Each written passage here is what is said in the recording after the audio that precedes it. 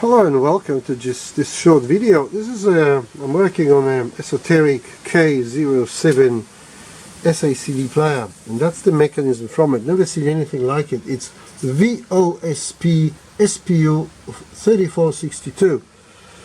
Very elaborate unit, and for the first time ever I can actually see the springs there that hold rails. I've never seen that before. As you see, quite elaborate set of gears, and the cover there is a huge block of metal with that there sitting on top, and these are the stands. It's all made very well and very solid.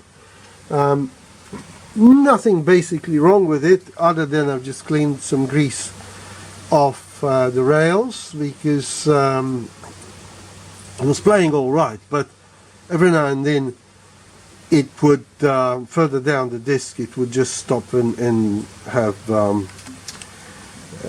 interruptions and distortions. So I just thought I'll show something that you do not see very often, and probably the reason for it is it reads CDs very, very well and fast, and CDRs and everything else. Well, thank you very much, and until the next one.